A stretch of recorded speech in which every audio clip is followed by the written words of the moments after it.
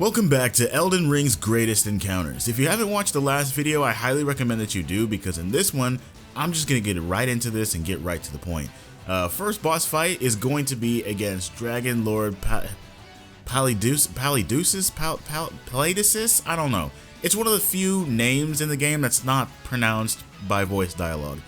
Honestly, I don't even think this boss is mentioned at all by any notable characters, so this is a very secret boss by every stretch of the word.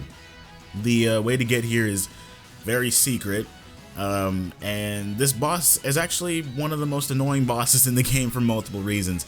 Honestly, this boss kind of just explains in the best way I possibly can why I love and very much hate all the dragon fight encounters.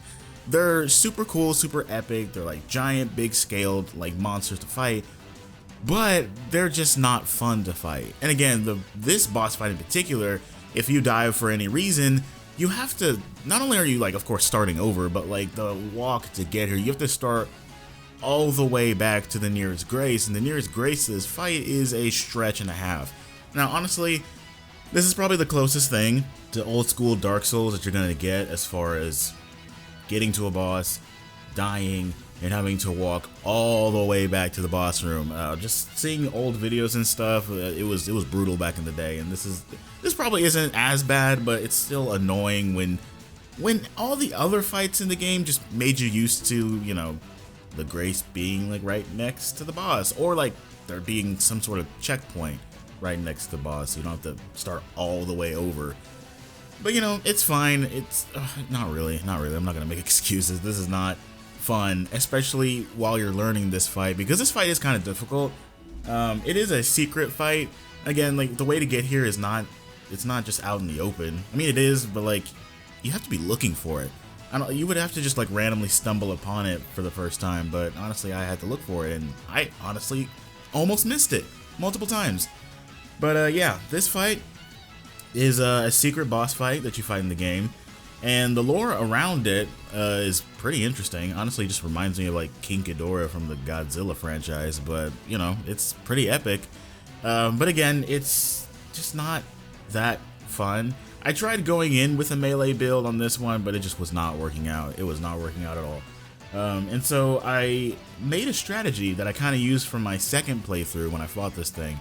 When I fought this thing on my second playthrough, I was doing more of a magic build, and honestly, that just worked so much better. I did more of like an ice weapon plus the Death Designs knife. I forget what it's called, but it'll be on the screen. So I used like a lot of just long range stuff, because honestly, you don't want to be close to this boss, because if you're close to it too often, it can hit you with fire. And the thing that sucks about fire is if you get hit by it and you get staggered, you know, oh, you're on your butt, you can roll or just get up, but then the fire still lingers and you'll get hit by it twice, which is really, really stupid. That happens a lot. That actually happens a lot during this fight. I'll get hit by the fire, think I have some like invulnerability, but then I get up and the fire's still going and I'm still just getting hit by it. And so it's really annoying, especially when it spreads really, really far, really, really fast. So honestly, the best bet is just to like keep your distance as much as possible. You can go in when possible, mostly during like the whole like lightning strike phase, but like for the most part, I just stay away from this thing. It's not fun to fight. A lot of dragons kind of just do like, they have a lot of the fire. The fire thing is really annoying. That's like a thing that all the dragons have, is the fire that just sucks. I mean, this one is not as bad because he's not flying around. He flies around a few times, but honestly, when he does, it's kind of cool. But yeah, a lot of dragons do a lot of flying around, which is really annoying. This guy's not as bad, but their hitboxes are normally really, really weird, because you have to like hit their legs, and yeah, the hitboxes are just really not great when it comes to fighting the dragons, because they're big targets, but at the same time they're also kind of not when it comes to melee builds. And so it's just annoying. They're really a pain to fight, and especially with this guy who like kind of wants to just throw fire, projectiles, lightning, thunder, and all sorts of stuff at you. It's not fun. And then when he does want to be physical with you, it's pretty quick, and the hitboxes can kind of linger. it's not a great time. It's not a great time. Honestly, I just spent a lot of time just trying to slowly dwindle his health down with that knife. I can't believe I forgot the name of it. But yeah, and honestly, I think the strategy worked better when I had an ice weapon. I didn't have it equipped this time. But honestly, that is the best bet because ice does, if it gives like ice blight, you do more damage. But yeah, I mean, that was just kind of my strat. Just like get in, dodge a lot of hits, maybe hit him a few times if I had an opportunity, and then just like do the long range death design move. And that was just it. It's a good strat. It worked, but just this playthrough it really didn't, which annoyingly pissed me off because he had no health at the end of the day. But what can you do? What can you do? That's just dragons. They're cool in design, but a nuisance in combat.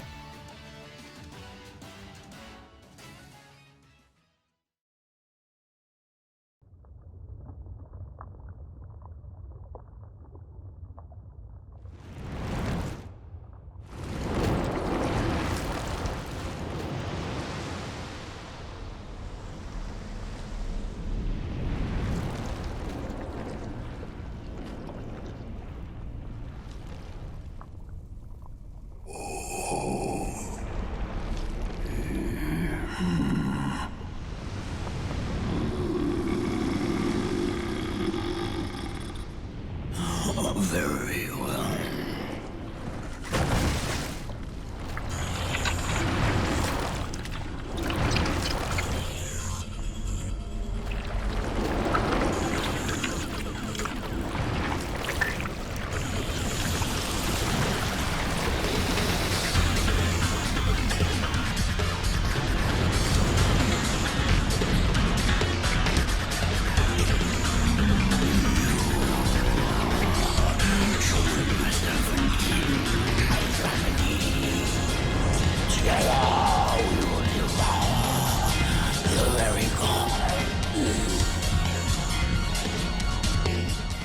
You know, I don't know where in Japan they got the idea that all snakes have like swords in their mouths. This is like the millionth example of that.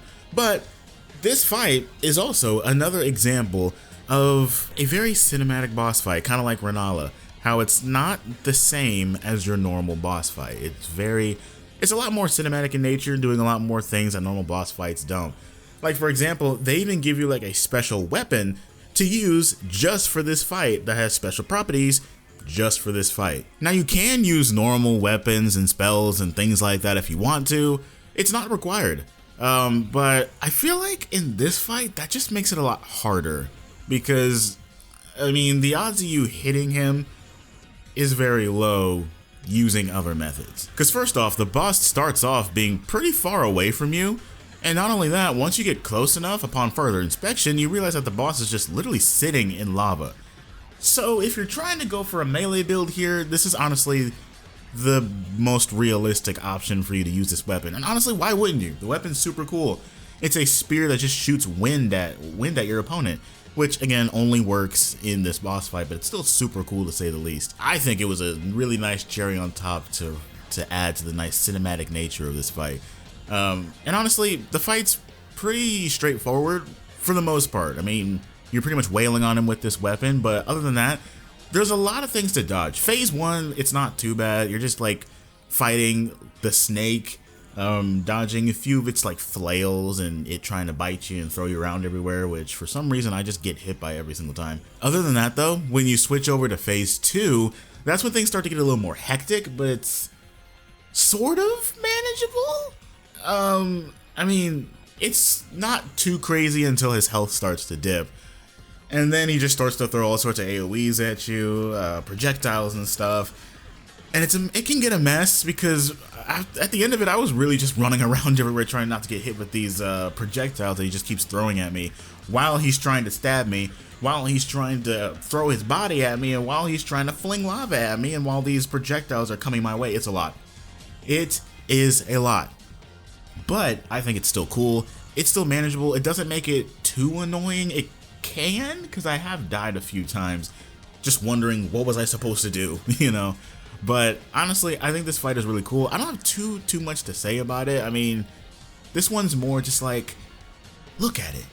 this is the coolest thing you could be doing right now. I mean, sure, this boss is really, really weird, really, really weird, but the fight itself is super, super epic and dramatic.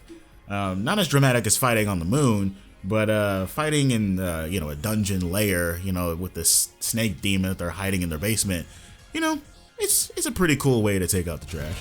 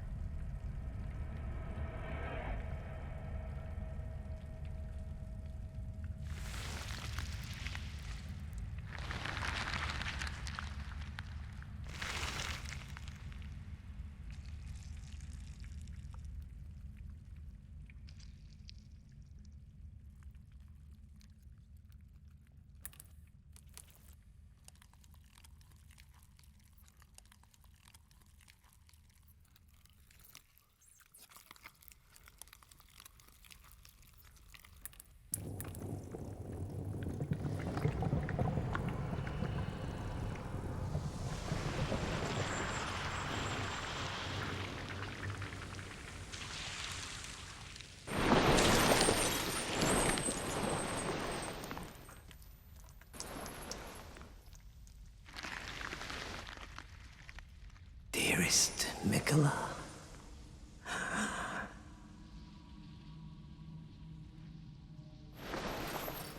you must abide alone a while.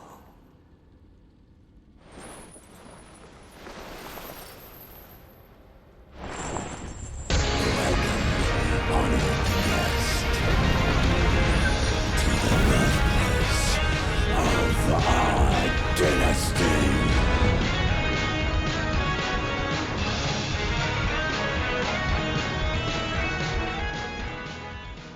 Well, as gross as that was, I guess it makes sense that he's, the Lord of Blood, vampire boy over here. But honestly, that weird intro aside, this fight is actually one of my favorites. Because just like Margit, it taught me a lot of lessons. This fight is actually very, very, I don't want to say straightforward, because it's not. It's not a simple fight. I'd be lying if I said it was simple.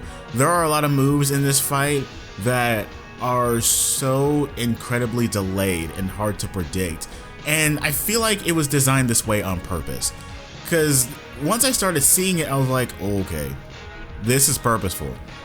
There are moves that he will pull out that feel like he's like what are you gonna do, and then he just swings at you. There's a lot of moves that feel like that like they're trying to bait you to roll, like way more than normal, and I feel like it's really trying to catch you.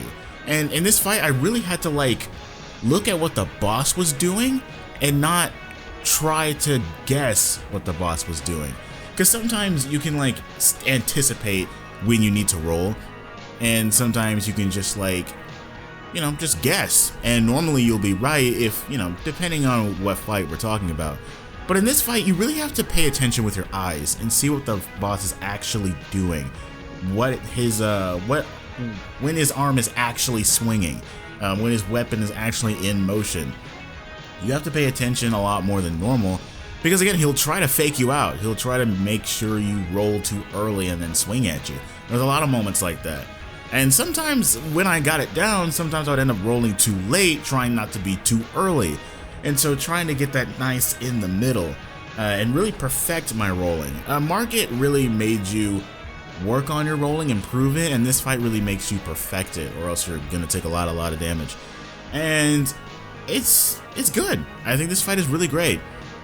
The interesting thing about this fight also is that it is sort of, I don't want to say it's gimmicky, there's just really one gimmick, and it's the fact that during his phase 2 transition, if you don't have a certain, wondrous physic equipped, you're going to take a lot of damage because he's going to be sucking your blood, and honestly, it does a lot of damage. It can end up killing you, and so you have to be careful of that. For one, you can live it. You can just drink potions and live through it, but that's a lot of wasted resources that you could just be saving. So honestly, it's best to do, I think you have to do a quest line in order to unlock the wondrous physic you need for this fight, which is fine because normally the quest line that you get from doing that is the quest line that brings you to this place to begin with. So normally it's just gonna work out. Just make sure it's equipped, and you're not gonna take, well, you're still gonna take damage, but just not huge chunks of damage. And so he's gonna heal a good little bit during phase 2, but you have a good opportunity to just wail on him beforehand, and just get like whatever magic or whatever you got going on prepped before the next phase. And boy, the next phase is a doozy, because there's just a lot. His little pitchfork has it's got blood flame on it, and he just, every move he does spreads it around. And if you sit on the blood flame, it's going to do residual bleed damage, and if that bleed bar stacks up too much, you're gonna take, blood loss, and that's a huge chunk of HP that's just gone from you stepping on the lava. Pretty much, the floor is lava at this time of the fight. The floor is literally lava, and so honestly, you just have to pace yourself. Make sure that you're paying attention not only what he's doing, but where the blood flame is, so that you're not rolling it into all of the blood flame and like bathing yourself in it. It's a lot to manage. Like phase 1, you just have to make sure you don't roll too early or too late. Phase 2, you have to make sure you're doing that and not rolling into a danger zone area and not putting yourself in a compromising position. It's a lot to keep track of. Honestly, this is the first boss fight in the game that I had to look up a guide. I had to swallow my pride and look up a guide, and it made my life a lot easier and it made the fight make more sense. It's because it is a lot. Honestly, phase 1 is fine. Phase 1 is fine once you get the patterns down and you know not to go crazy with the rolling. But phase 2 is a lot to manage. Phase 2 really does have a lot going on, and it can be very, very challenging because he does also get just new moves because now he can fly around, and so it's a lot. It's very, very much a lot, and so yeah, but honestly, it's fun. It's really a very, very rewarding fight. I mean, you get a lot of runes from it, and you get a lot of experience. Like, the experience very much translates into every other fight in the game, honestly, and it's great. Honestly, this fight is really great. It's really fun, really fun. I spent so much time doing this fight, and it was one of the first fights that made me very, very, very angry and frustrated. But the minute I just calmed down and was like, decided to get into a mindset of let me just learn and chill. Like, I turned the game music off, put some chill music on, and just decided to just learn what he was doing, paying attention to his movements, not so much my own movements, and the fight made a lot more sense. And so it was nice. It was one of those, it's a really good, one of those really memorable fights in my mind, kind of like Margit. A lot of struggle, but the reward was so worth it and so satisfying. I can see it as clear as day. The coming of our dynasty. Morgwin.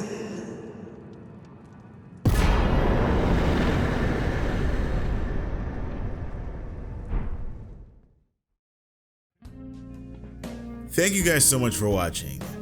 This is the end of Elden Ring, or at least for now. I mean, if they do end up making like a DLC, or maybe just multiple things of DLC, then I'll cover it then, or whatever else From Software comes up with. But for now, that's pretty much it. I pretty much talked about everything I wanted to talk about when it came to this game. And I don't really feel like covering any more because I've pretty much talked about all I felt like talking about.